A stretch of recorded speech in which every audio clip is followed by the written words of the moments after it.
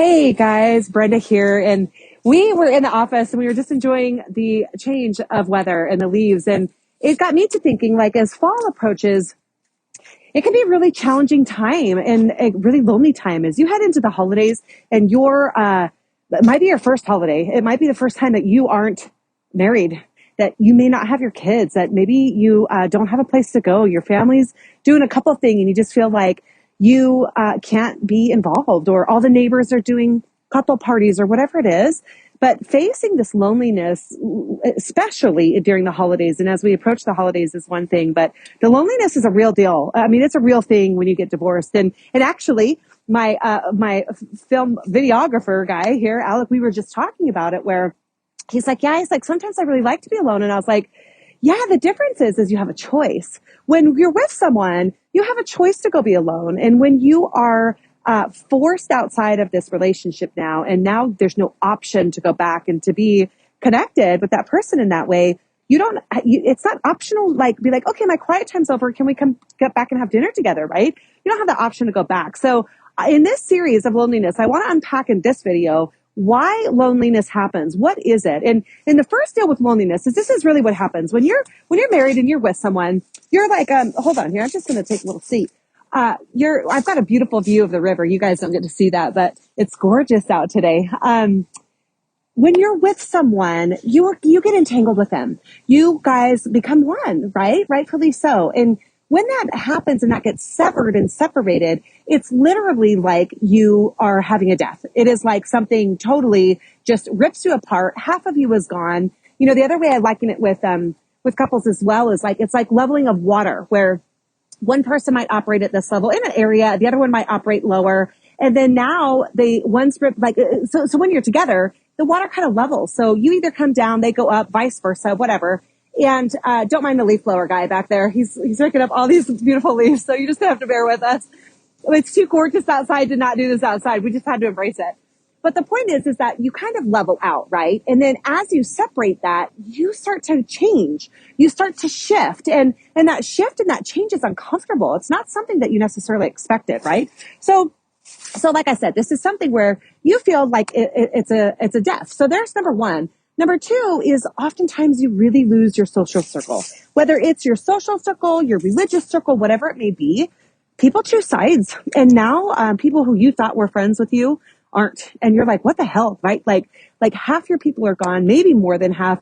What people always find, I just had a conversation with a client yesterday, actually 2 days ago, where he was like, the people I thought would stick around didn't. The people that I didn't think would be there are, right? So it kind of just shocks you and it rocks you a little bit, like, everything becomes unstable, and that instability coupled with the forced loneliness, and it really is lonely. Okay. And so right out of the gate, let's just accept that it is a lonely time.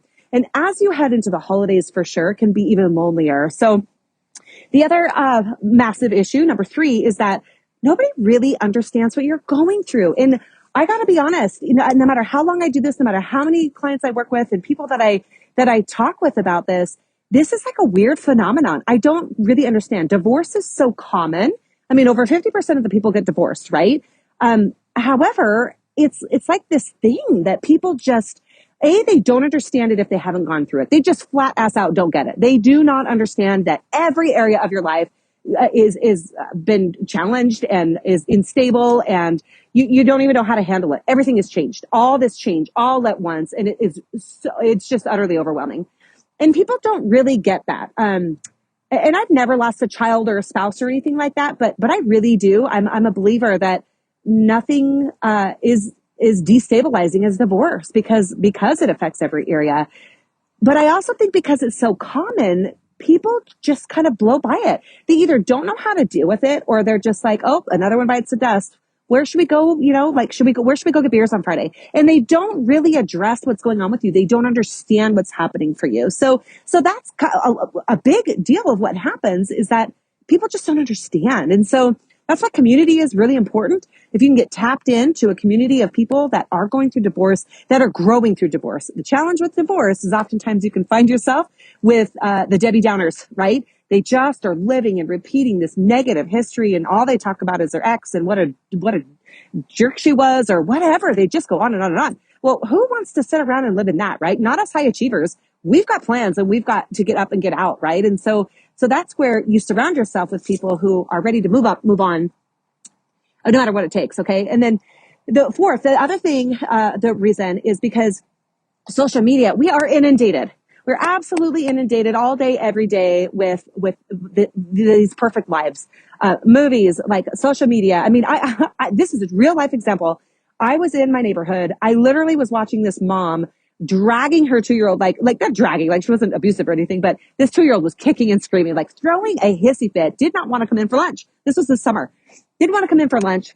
She gets in, she 2 hours later, I see this post where she's doing all these crafts, all this fun stuff with her kid and like posting like she's the perfect mom. We love summer, da, da, da. And I'm like, I just witnessed what really happened, right? Like it's not the truth. But in our subconscious, it's caused us to live in this space of comparison instead of just allowing authenticity for who we are and where everybody is. Nobody's out there posting the crap, right? And listen, like who really wants to? We don't want to be the Debbie Downer, and it just gives a false sense of reality. Okay, so those are 4 reasons of why loneliness it is a thing. It's okay, and if you saw my radical acceptance video, you can radically accept that loneliness is a thing, and you don't have to beat yourself up for feeling that way. You don't have to go down the road of like, holy crap, I suck. I'm going to be like this forever. You're not doom and gloom. It's not hopeless. There is hope for you. But I want you to watch the next part of the series because the next part, we're going to discuss some tips